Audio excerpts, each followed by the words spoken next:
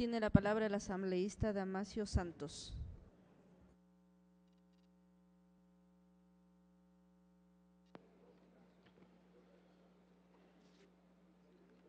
Señora Presidenta, honorables asambleístas,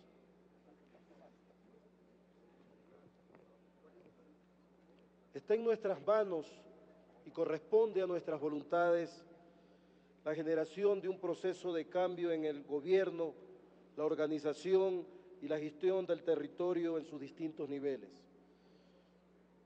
La descentralización y las autonomías, un proceso de cambio que implica la construcción democrática, participativa de una vida mejor para las 465 parroquias urbanas o las 834 parroquias rurales, los 221 cantones, las 24 provincias o para las nuevas regiones a formarse.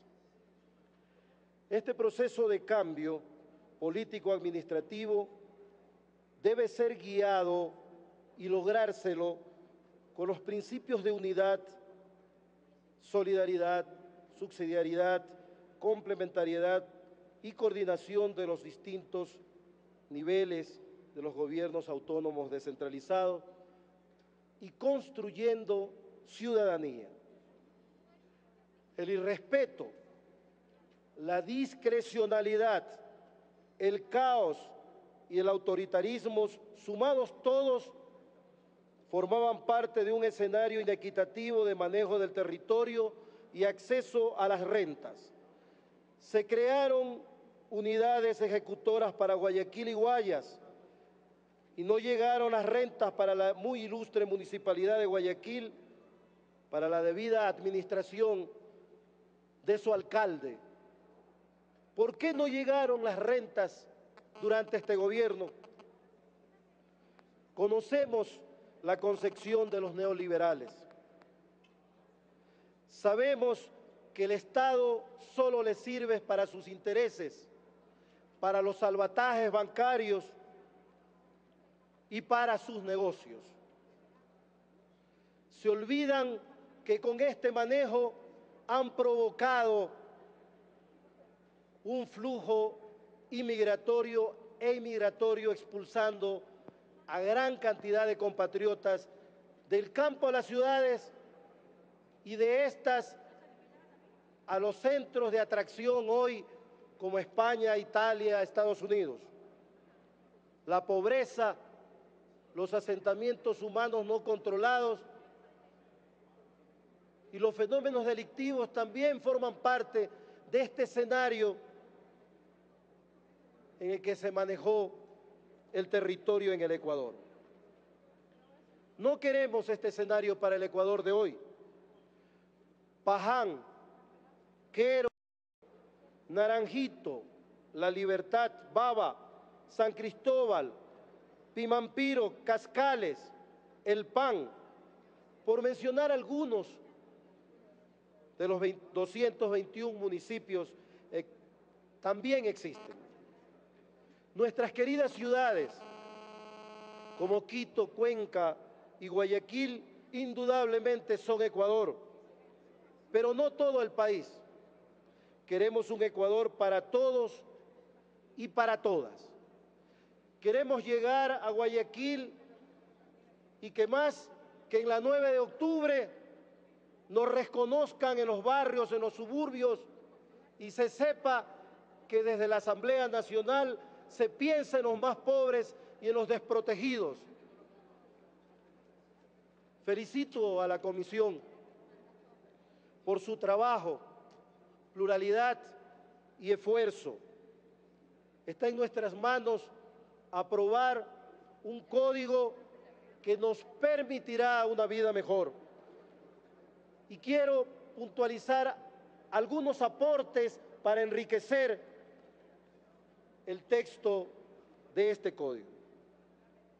Es positivo que los gobiernos autónomos descentralizados tengan de manera ordenada nuevas competencias y facultades para atender a la ciudadanía, nuevas competencias y los recursos para su gestión.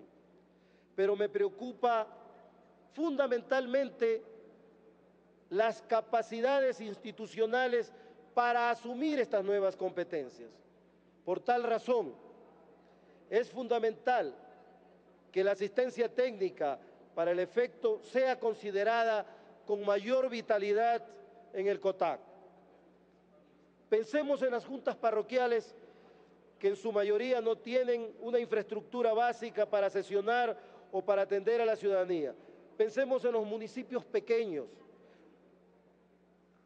que constituyen más del 75% y cuyas direcciones de obras públicas, de gestión ambiental, de desarrollo comunitario son débiles, por mencionar solo estas, además de los modelos de gestión y calidad de los servicios que brindan. Propongo modificar el literal M del artículo 119 de las funciones del Consejo Nacional de Competencias para garantizar la asistencia técnica para el desarrollo de capacidades institucionales. Debe ser reemplazado por el siguiente.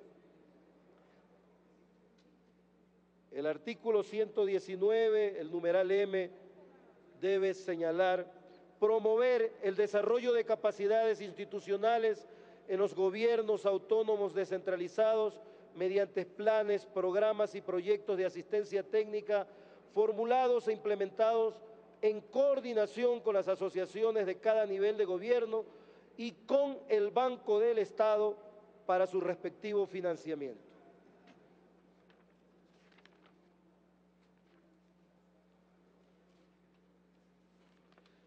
En cuanto a los recursos para los gobiernos autónomos descentralizados, es positivo. Son muchas las necesidades y problemas a resolver en cada punto del territorio de nuestro país. Es bueno superar el 15% y lo que se transfiere actualmente. Es pertinente hacerlo destinando el 21% de los ingresos permanentes y el 10% de los no permanentes. Pero, aún así, con este aumento los recursos son insuficientes para implementar proyectos de desarrollo local y regional que garanticen los servicios de agua potable, alcantarillado, manejo de desechos sólidos, la actualización y digitalización de los catastros y caminos vecinales. Los recursos son insuficientes, se requiere del financiamiento de proyectos urgentes. Me refiero al artículo 176 sobre recursos provenientes del financiamiento y que en la parte final del segundo inciso se refiere a la capacidad de pago de los GAT.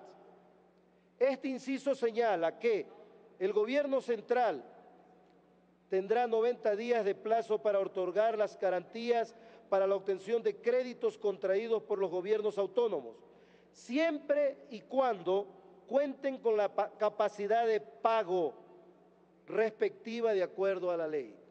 Capacidad de pago. Podemos constatar, por mi experiencia en el trabajo de desarrollo local, que más del 75% de los gobiernos autónomos descentralizados municipales y parroquiales no tienen mayor capacidad de pago y, en otras palabras, no podrán acceder al financiamiento con deuda interna o deuda externa, debido a su situación actual. Corresponde actuar con equidad territorial y subvencionar y subsidiar a los GAT para la inversión prioritaria en rubros como agua potable, alcantarillado, manejo de desechos sólidos, caminos vecinales y catastro. Fundamentalmente catastro, que mejora los ingresos propios de los municipios. Le queda un minuto, señor asambleísta.